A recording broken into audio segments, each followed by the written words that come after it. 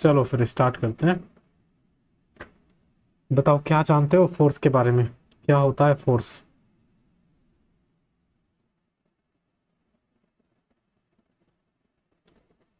बताओ what is force.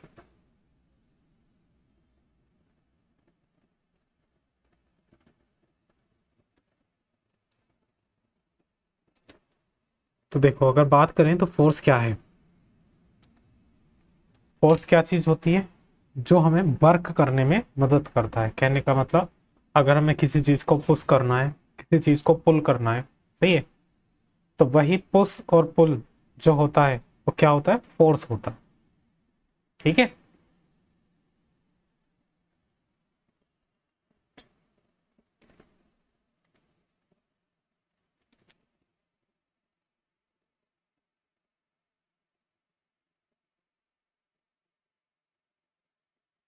अरे समझ में आया भाई। चलो तो देखो, हम क्या बोलेंगे, इसकी एक और डेफिनेशन हम बोल सकते हैं, द पुश और पुल, द पुश और pull on an object is called force. एक डेफिनेशन इसकी ये बोल सकते हैं। ठीक है, द पुश और pull on an object is called force. ठीक। एग्जाम्पल्स क्या हैं फोर्स के। देखो, जब हम कोई भी डोर ओपन करते हैं फोर्स लगाना पड़ता है, सही है। या तो हम उसको पुश करेंगे या उसको पुल करेंगे, है ना, डोर को। ठीक है। जब भी हम ड्रॉअर को पुल करते हैं, ठीक है, उसको ओपन करने के लिए हमें ड्रॉअर को भी पुल करना पड़ता है। ठीक है। और उसको क्लोज करने के लिए हमें उसको पुश करना पड़ता है। तो फोर्स क्या है, बेसिकली पुश और पुल। ठीक है। A push or pull upon an object is called force। ठीक। अब मैंने तुम्हें बताए थे कि फोर्स के इफेक्ट्स, फोर्स क्या क्या कर सकता है। क्या याद है किसी को, फोर्स क्या क्या कर सकता है। Effects of force.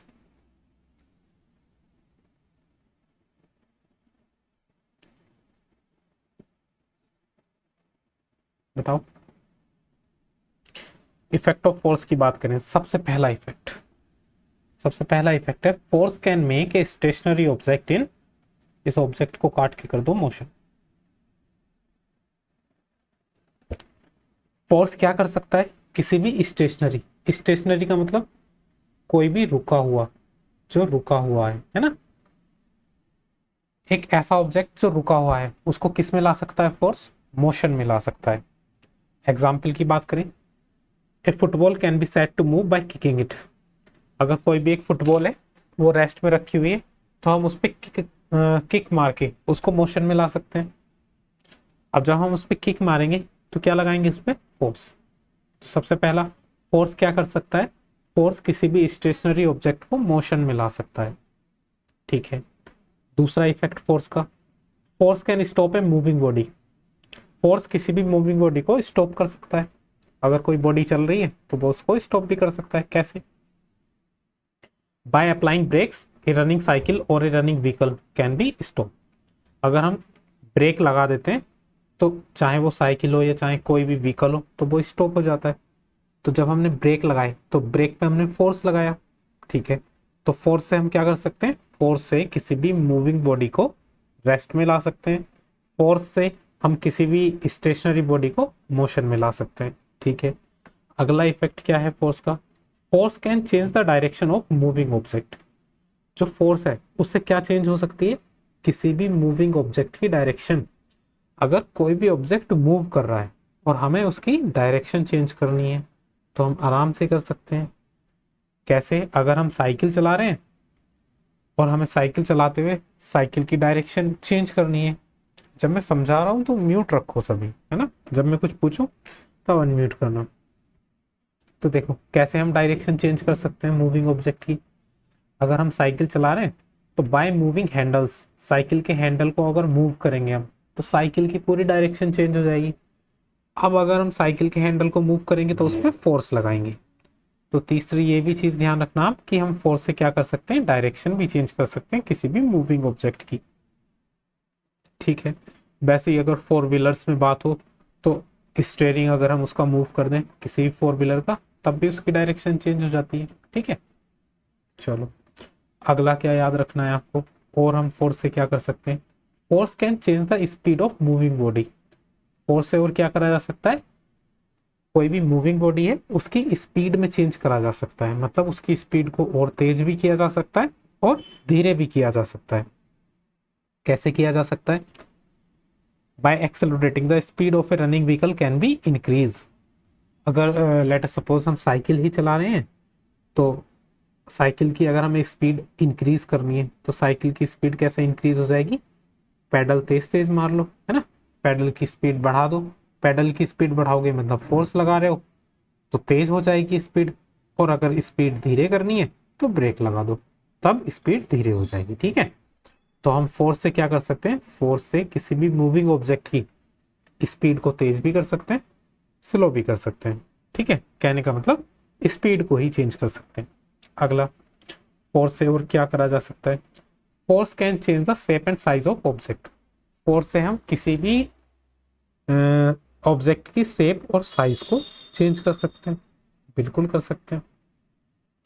एक सिंपल सा एग्जांपल इसका ये हो जाएगा, एक बैलून है, बैलून को अगर दोनों हाथों से हम कंप्रेस करेंगे, इस तरह से प्रेस करेंगे, तो उसका जो शेप है और जो साइज है वो दोनों ही चेंज हो जाएंगे। ठीक है, तो मुझे ये बताओ क्या तुम्हें ये क्लियर हुआ, इफेक्ट ऑफ फोर्स, फोर्स से हम क्या क्या कर सकते हैं,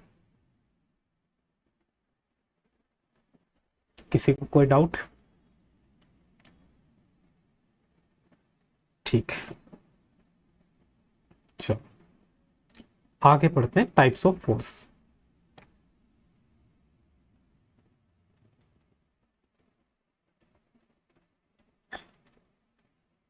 फोर्स के कितने टाइप होते हैं, कोई बताएगा?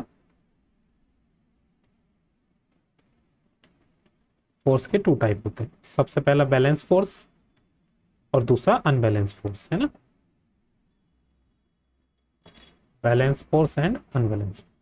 ठीक है, बारी बारी से इनको भी पढ़ लेते हैं। कोई बताएगा अनबैलेंस फोर्स कौन सा होता है और बैलेंस फोर्स? पहले बैलेंस फोर्स के बारे में बताओ, बैलेंस फोर्स क्या होता है?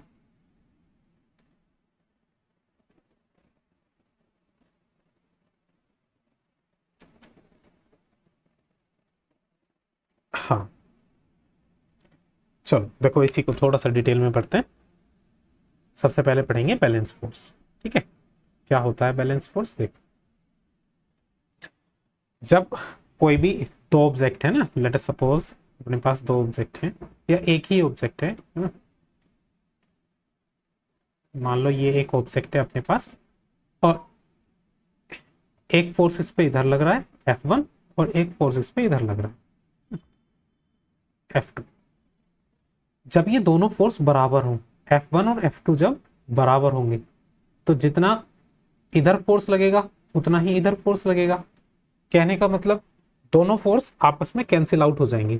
ठीक है, तो ये जो ऑब्जेक्ट है अपना बीच में, ये जो ब्लॉक रखा हुआ है, जो ऑब्जेक्ट रखा हुआ है, इस पे क्या होगा, इस पे कोई भी इफेक्ट नहीं होगा। समझ में आया? जो इन फोर्सेस का रिजल्टेंट है वो जीरो होगा। तो जब दो इक्वल, जिसको हम बोल सकते हैं मैग्नीट्यूड, इक्वल मैग्नीट्यूड के फोर्स अगर अपोजिट डायरेक्शंस में लगते हैं, ठीक है, तो वो फोर्स कहलाते हैं बैलेंस फोर्स। और ऐसा करने पर जो उनका रिजल्टेंट होता है फोर्सेस का, वो कितना हो जाता है, जीरो। ठीक है, और इन्हीं फोर्सेस को हम बोलते हैं बैलेंस फोर्स। चलो एग्जाम्पल देख लेते हैं। ठग ऑफ वॉर गेम, पता है ठग ऑफ वॉर क्या होता है? एक रस्सी होती है, उसको दो टीम्स बनी होती हैं, है ना, उसको दोनों तरफ से खींचते हैं।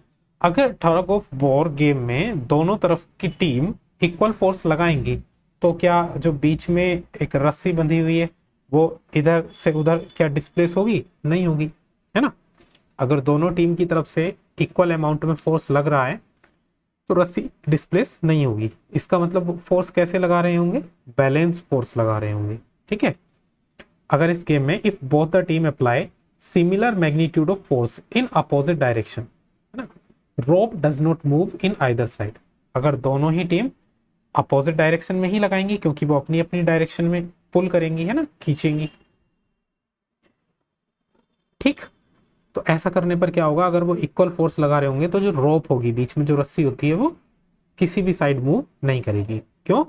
क्योंकि वो दो इक्वल मैग्नीट्यूड के फोर्स हैं लेकिन अपोजिट डायरेक्शंस में लग रहे हैं। और ऐसे ही फोर्सेस को हम कौन से फोर्स बोलते हैं? बैलेंस फोर्स, ठीक। अब देखो एक यहां से जो आपको और बातें याद रखनी है, ये तो आपको पता था, जब दो इक्वल मैग्नीट्यूड के अपोजिट डायरेक्शन में फोर्स लगते हैं उनको बैलेंस फोर्स बोला जाता है। और जो एडिशनल बातें वो जो आपको याद रखनी है, एक तो ये पॉइंट याद रखना है आपको, क्या लिखा हुआ है देखो, balance force do not cause any change of state of an object. जो बैलेंस फोर्स होता है ना, वो ऑब्जेक्ट की स्टेट में चेंज नहीं करता। ऑब्जेक्ट की स्टेट में चेंज, कहने का मतलब, जब हम इस ब्लॉक पर फोर्स लगा रहे थे ना दोनों तरफ से, तो अभी ये ब्लॉक रेस्ट में है तो रेस्ट में ही रहेगा। इक्वल फोर्स अगर लग रहे हैं तो बैलेंस फोर्स, है ना। ऐसा क्यों?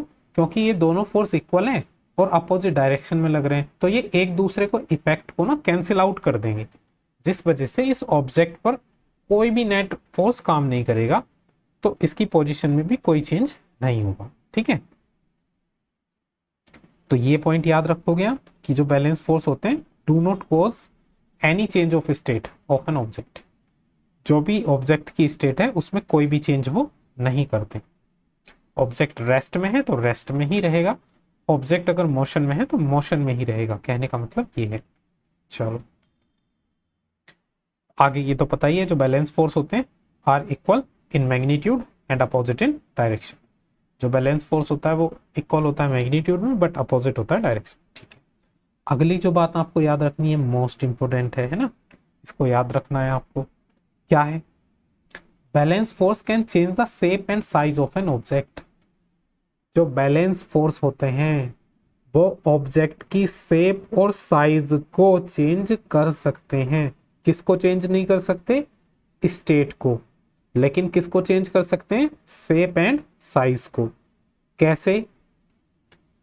When forces are applied from both sided over a balloon। अगर अपने पास एक बैलून है ना, मान लो ये बैलून है अपने पास, और इस पे दो बैलेंस फोर्स लगाए जाएं, मान लो ये फोर्स F1 और ये इधर फोर्स F2, है ना, दो फोर्स लगाए गए, बैलेंस फोर्स है। तो बैलेंस फोर्स है, इसका मतलब ये है कि बैलून की स्टेट को तो ये चेंज नहीं करेंगे। बैलून अगर रेस्ट में है तो रेस्ट में ही रहेगा, लेकिन ये बैलून की शेप एंड साइज को जरूर चेंज कर देंगे, क्योंकि ये इधर पुल करेगा इसको और ये इधर पुल करेगा, तो बैलून किस तरह का हो जाएगा? कुछ इस तरह का हो जाएगा। समझ में आया? बताओ, क्लियर है? कोई डाउट? चलो, तो ये पॉइंट आप ध्यान रखोगे कि जो बैलेंस फोर्स होता है क्या चेंज नहीं कर सकता ऑब्जेक्ट की? बताओ।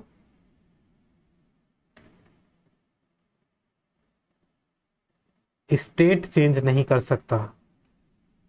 क्या चेंज कर सकता है ये बताओ? शेप एंड साइज, ठीक है। Very good. चलो आगे पढ़ते हैं अनबैलेंस फोर्स। देखो अनबैलेंस फोर्स क्या होता है। जो बैलेंस फोर्स होता है उसी का उल्टा बोल देंगे अनबैलेंस फोर्स। अगर दो फोर्स जिनका रिजल्टेंट जीरो ना हो, है ना, दो फोर्स जिनका रिजल्टेंट जीरो ना हो, उन फोर्सेस को हम बोल देते हैं अनबैलेंस फोर्स। समझ में आया? ऐसे फोर्सेस जिनका रिजल्टेंट ग्रेटर देन जीरो हो, greater than zero, are called unbalance forces, ठीक है। अनबैलेंस फोर्सेस से हम क्या कर सकते हैं? सबसे पहला point, an object in rest can be moved because of applying balance. Unbalance forces करो यहां पे, अनबैलेंस। अगर कोई भी ऑब्जेक्ट रेस्ट में रखा हुआ है ना, रेस्ट में रखा हुआ है। मान लो ये ऑब्जेक्ट है, ये अभी रेस्ट में रखा हुआ है। अगर हमें इसे मूव करना है तो मूव कब होगा? जब इस पे हम अनबैलेंस फोर्स लगाएंगे। कैसे? मैंने इस चैप्टर को देखो पहले पढ़ाया था, तो मैंने बताया था कि अगर कोई भी ऑब्जेक्ट रखा है, मान लो ये सरफेस पर रखा है ना, तो क्या होता है, सरफेस पे फोर्स लगाती है सरफेस, जिसको हम फ्रिक्शन फोर्स बोलते हैं। मान लो फ्रिक्शन, हम इस पे ऑब्जेक्ट पे इधर साइड फोर्स लगा रहे हैं, जिसको कैपिटल एफ से रिप्रेजेंट कर रहा हूं, और अपोजिट डायरेक्शन में फ्रिक्शन फोर्स लग रहा है जो स्मॉल एफ से रिप्रेजेंट होगा। तो अभी जब तक ये जो हम कैपिटल फोर्स लगा रहे हैं, अगर ये फोर्स फ्रिक्शन फोर्स के बराबर होगा, तो मुझे ये बताओ जरा, क्या ये ऑब्जेक्ट मूव करेगा? नहीं करेगा। क्यों? क्योंकि अभी ये बैलेंस फोर्स है, दोनों इक्वल हैं, अपोजिट डायरेक्शन में लग रहे हैं, तो बैलेंस फोर्स है। लेकिन अगर हमें इस ऑब्जेक्ट को इधर साइड मूव कराना है, तो क्या करना पड़ेगा? जो हम अपनी तरफ से फोर्स लगा रहे हैं, जिसको हम कैपिटल एफ लिख रहे हैं, वो बड़ा फोर्स लगाना पड़ेगा स्मॉल एफ से। और इस सिचुएशन में ये कैसे फोर्स हो गए? अनबैलेंस। ये अनबैलेंस फोर्स हो गए। तो अनबैलेंस फोर्स जैसे ही होंगे, तो ये जो ऑब्जेक्ट है ये किस चीज में आ जाएगा? मोशन में आ जाएगा। नहीं तो किसी भी ऑब्जेक्ट को मोशन में लाने के लिए हमें कौन से फोर्स लगाने पड़ते हैं?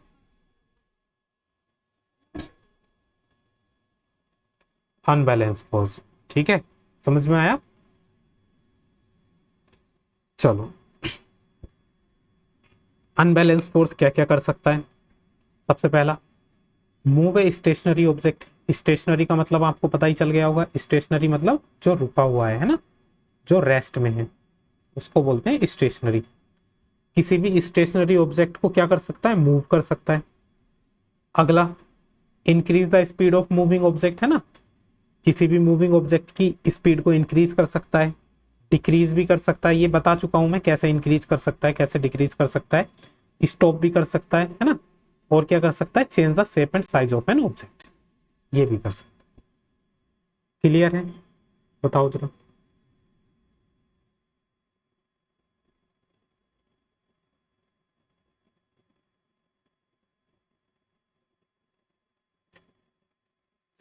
अरे बताओ भाई।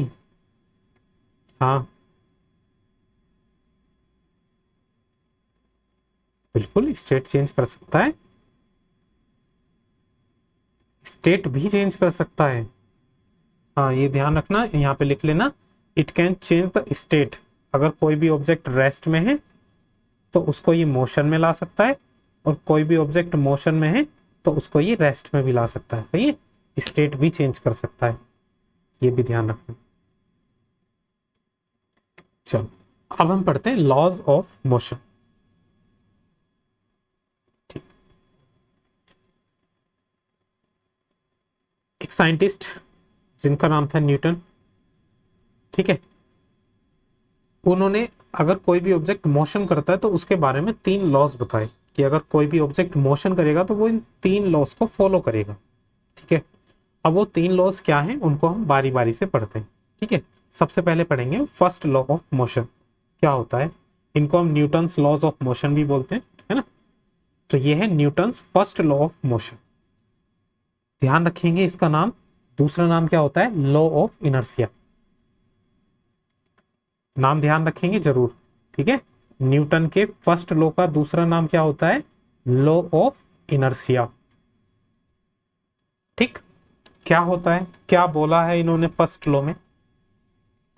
अगर कोई भी ऑब्जेक्ट रेस्ट में है तो वो रेस्ट में ही रहेगा, और अगर कोई भी ऑब्जेक्ट मोशन में है तो वो मोशन में ही रहेगा। कब तक?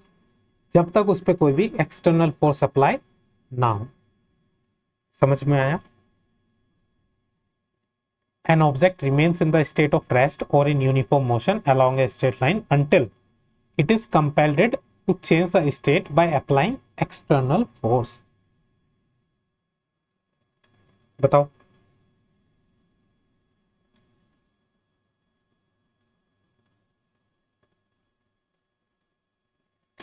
इसकी जो एक्सप्लेनेशन है इजी लैंग्वेज में दी हुई है, जो मैंने अभी बताया। If N object is in the state of rest, अगर कोई भी ऑब्जेक्ट रेस्ट की स्टेट में है ना, then it will remain in rest, तो वो रेस्ट में ही रहेगा। कब तक?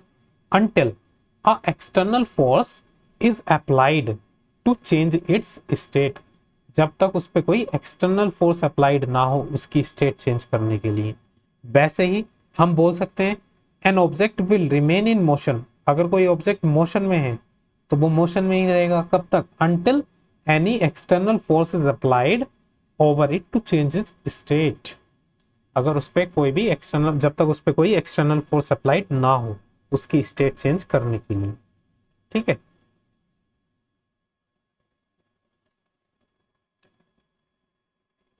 इसका दूसरी तरीके से हम क्या बोल सकते हैं, इसको ये बोल सकते हैं this means all object resist to in changing their state. कहने का मतलब कि जो भी ऑब्जेक्ट होते हैं वो अपनी स्टेट में चेंज होने का क्या करते हैं? रेसिस्ट। रेसिस्ट का मतलब होता है विरोध, अपोज, अपोज करते हैं। अपोज मतलब वो अपनी स्टेट में चेंज होना नहीं चाहते, अपनी स्टेट को चेंज करना नहीं चाहते। अगर कोई भी ऑब्जेक्ट रेस्ट में है तो वो रेस्ट में ही रहना चाहता है, और अगर कोई भी ऑब्जेक्ट यूनिफॉर्म मोशन में है तो वो यूनिफॉर्म मोशन में ही रहना चाहता है। यही फर्स्ट लॉ ने बोला है। कब तक रहेगा वो? अगर रेस्ट में है तो रेस्ट में कब तक रहेगा, या अगर यूनिफॉर्म मोशन में है तो यूनिफॉर्म मोशन में कब तक रहेगा? जब तक हम उस पर एक्सटर्नल फोर्स अप्लाई ना करें अपनी तरफ से। ठीक है, मान लो ये एक ब्लॉक रखा हुआ है ना, टेबल पर ये एक ब्लॉक रखा हुआ है, ये ब्लॉक कब तक रेस्ट में रहेगा? जब तक हम इस पे खुद एक फोर्स ना लगाएं, इसको यहां से डिस्प्लेस ना करें, तब तक ये रेस्ट में ही रहेगा।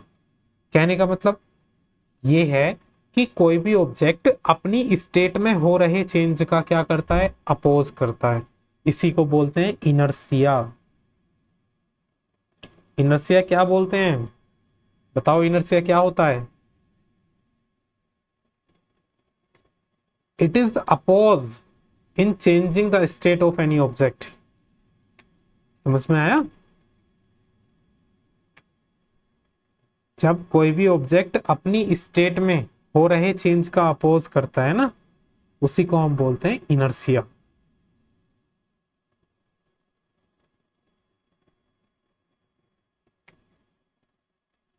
अरे समझे?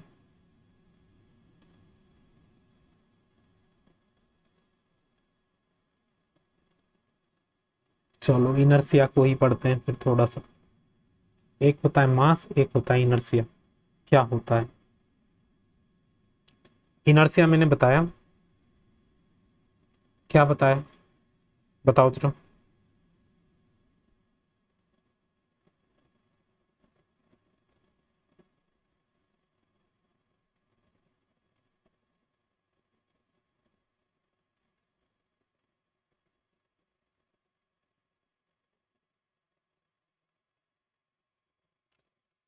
अच्छा, इसी में से देख के पढ़ दिया आधा।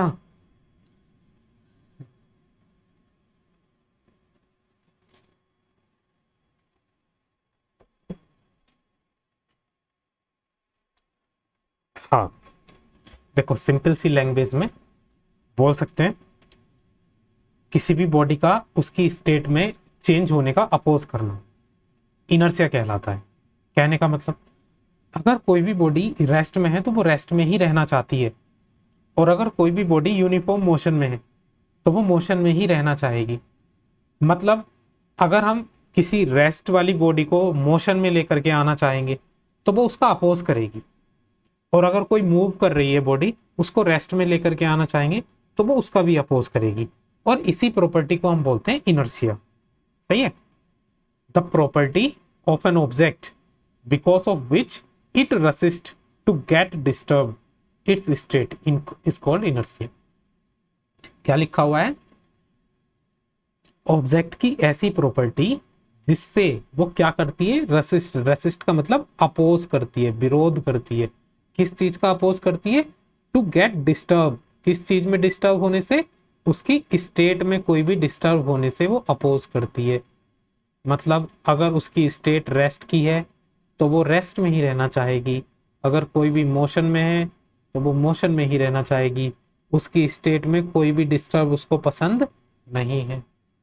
समझ में आया? और इसी प्रॉपर्टी को बोलते हैं इनर्शिया। अच्छा, इनर्शिया किस चीज से मेजर करा जाता है, जरा मुझे बताओ।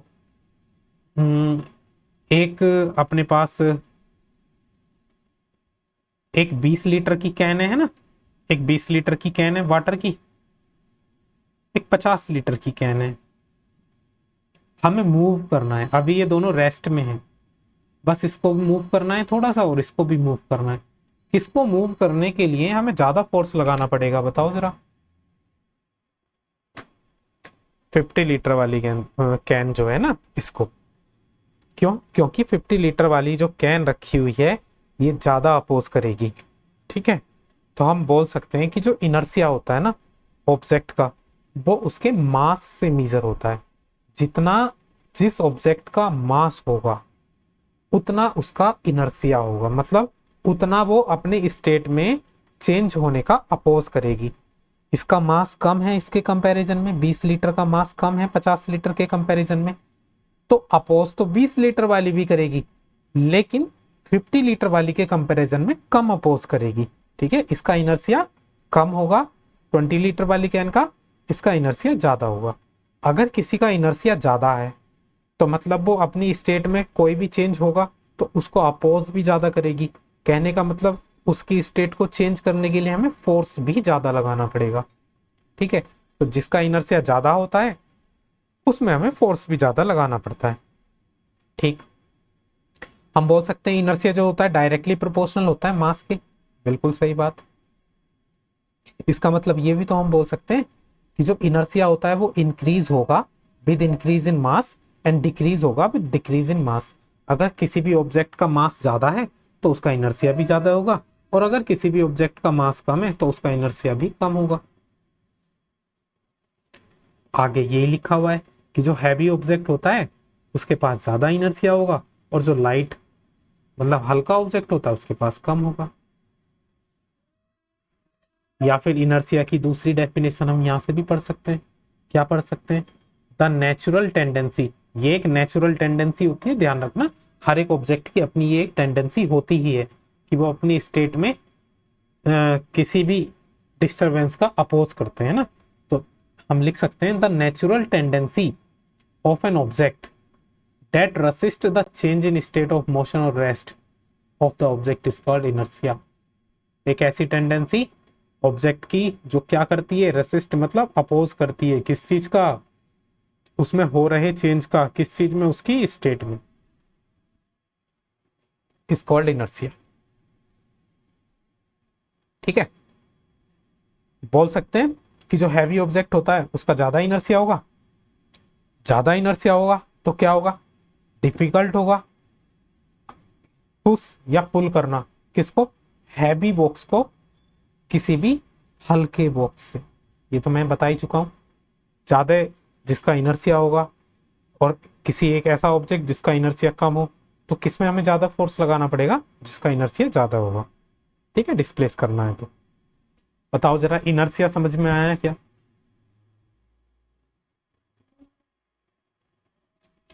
इनर्शिया में कोई डाउट किसी को?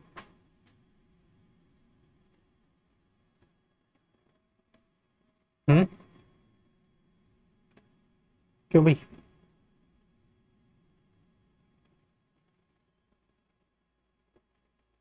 चलो आगे पढ़ते हैं एक टॉपिक जिसका नाम है मोमेंटम। क्या होता है मोमेंटम, बताओ जरा।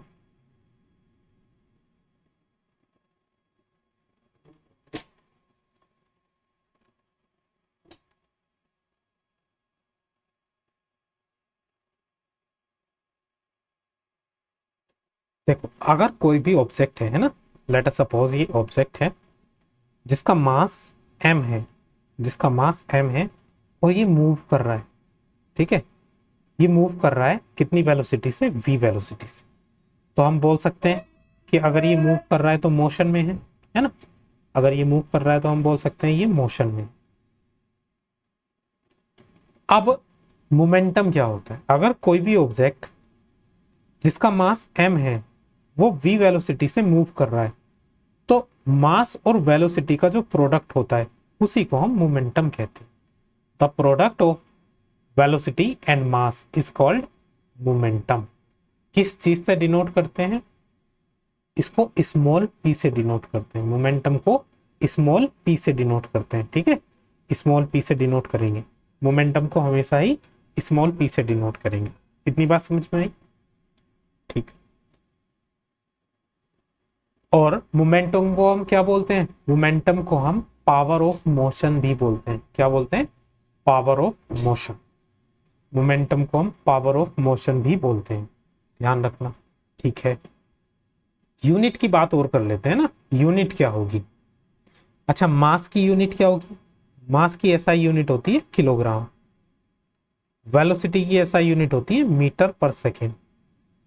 ठीक, तो जो मोमेंटम होता है उसकी यूनिट होती है किलोग्राम मीटर पर सेकेंड। ये होती है इसकी unit, kilogram metre per second. ठीक, समझ में आया भाई?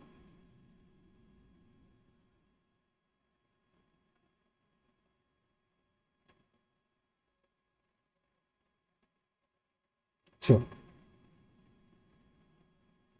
अब इसी पे थोड़ा सा टॉपिक को आगे बढ़ाते हैं। मैंने बोला जो मोमेंटम होता है वो होता है m इंटू वी। कुछ केस लेता हूं मैं।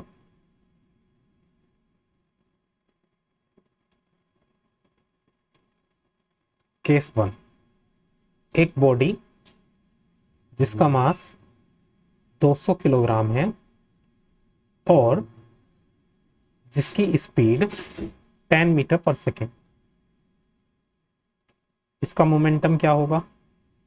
केस टू, एक बॉडी जिसका मास लेट अस सपोज 70 किलोग्राम है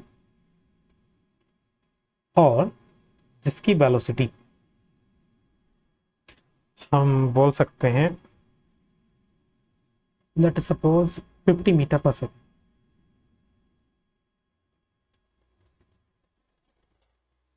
तो बताओ इनमें से किसका मोमेंटम ज्यादा होगा? दोनों ही केस में मोमेंटम निकाल के दिखाओ मुझे।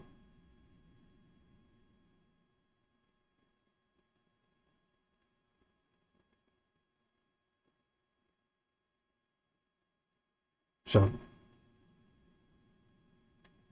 केस टू का ना। ठीक, क्यों? क्योंकि यहाँ पे अगर मोमेंटम देखा जाए केस वन में मोमेंटम कितना होगा? m इंटू बी, मतलब 200 इंटू 10, बोल सकते हैं 2000, है ना? कितना मोमेंटम होगा? इसमें मोमेंटम कितना होगा? वेट है 70, 35। सीधा दिख रहा है, सेकंड वाले केस में मोमेंटम ज्यादा है।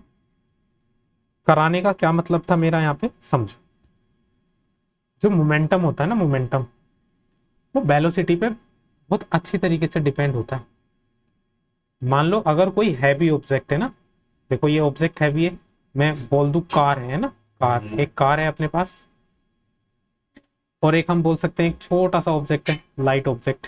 ठीक, इसका वेट 200 किलो है लेकिन इसका वेट ओनली 70 किलो है। तो अगर ये किसी से टकराएंगे तो किसका इंपैक्ट ज्यादा होगा हम तब तक नहीं बता सकते जब तक हमें इनका मोमेंटम ना पता हो। मैंने बोल दिया कि ये जो 200 किलोग्राम वाली कार है ये केवल 10 की स्पीड से चल रही है ना, 10 मीटर पर सेकेंड, तो इसका मोमेंटम तो केवल 2000 आया।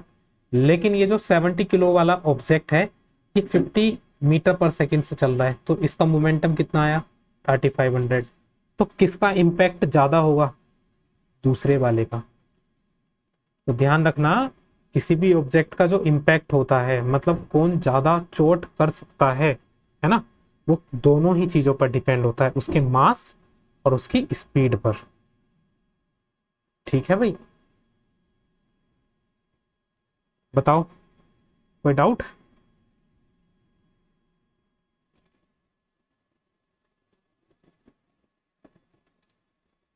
ठीक,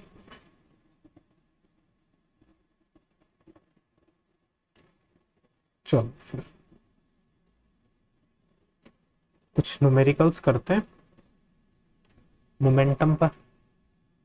कॉपी पेन उठा लो।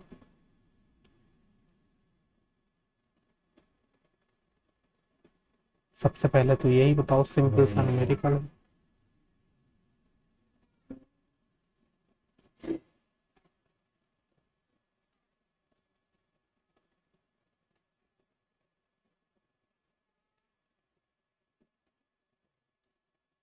चलो ये बताओ,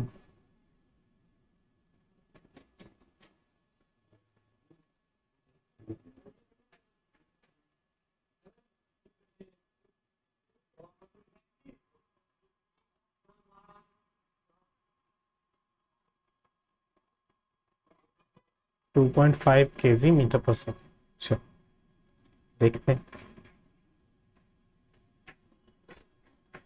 इसमें मास दिया हुआ है 10 किलोग्राम, ठीक है, और जो वेलोसिटी दी हुई है वो दी हुई है 2 मीटर पर सेकेंड। तो जो मोमेंटम हो जाएगा P equals to M B, mass दिया हुआ है 10, वेलोसिटी दी है 2, तो ये तो हो जाएगा 20 किलोग्राम मीटर पर सेकेंड। ठीक। दूसरे वाले में क्या दिया हुआ है, जो मास दिया हुआ है, जो मास कितना दिया हुआ है 25 किलोग्राम, सॉरी ग्राम। यहाँ से एक बात ध्यान रखना कि जो हम यूनिट रखेंगे ना मास की, वो किलोग्राम रखेंगे, तो इसको किलोग्राम में हमें चेंज करना पड़ेगा। किलोग्राम में कैसे चेंज करेंगे, डिवाइड कर देंगे 1000 से, तो ये हो जाएगा किलोग्राम। ठीक है। वेलोसिटी कितनी दी हुई है इसकी, 100 मीटर पर सेकेंड। ठीक। तो यहाँ से मोमेंटम निकालेंगे, P equals to M V, M की वैल्यू है 25/1000 मल्टीप्लाई बाई वी की वैल्यू 100। 2 0 से 2 0 कट गए, तो यहाँ से आया अपने पास 2.5 किलोग्राम मीटर पर सेकेंड। चलो अगला करते हैं।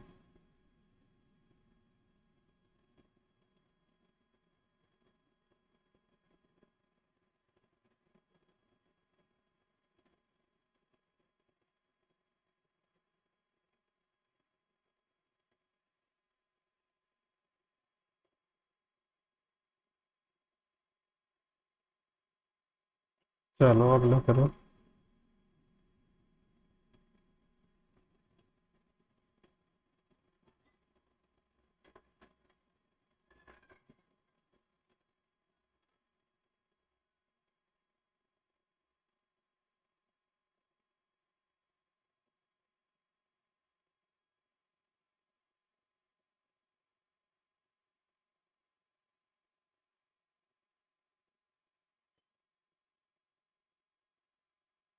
चलो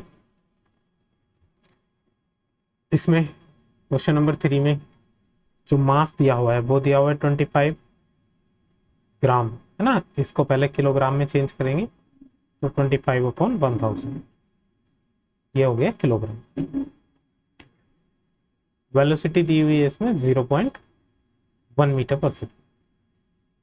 मोमेंटम निकालते हैं, P equals to M B, M की वैल्यू दे रखी है 25/1000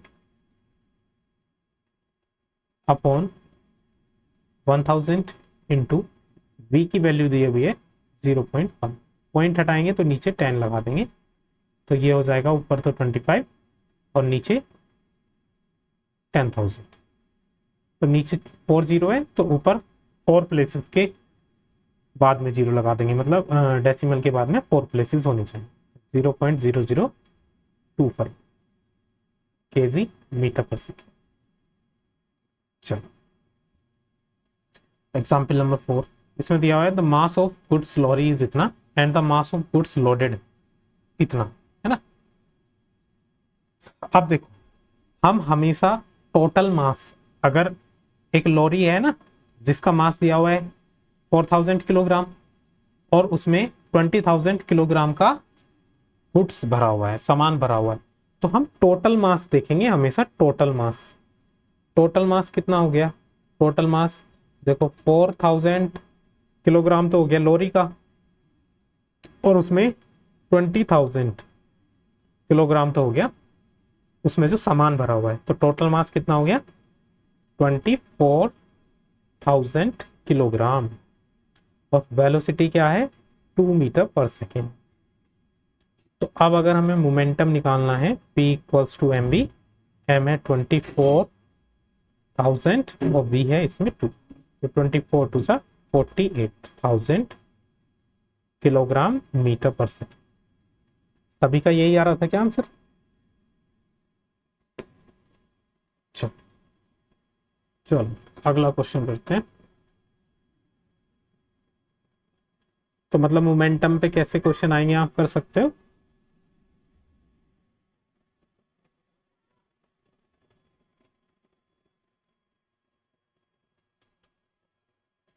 चलो मास दिया हुआ है इसमें 1000 किलोग्राम और वेलोसिटी दी है इसकी 0.5 मीटर पर सेकेंड। मोमेंटम दिखाएंगे इसका, तो P equals to M B, M की वैल्यू 1000 और V की वैल्यू 0.5। पॉइंट हटाएंगे नीचे जीरो बढ़ा सकते हैं, एक जीरो से ये कट गया, तो 5 मल्टीप्लाई 100 ये आ गया 500 किलोग्राम मीटर पर सेकेंड। यही आ रहा था आंसर। चलो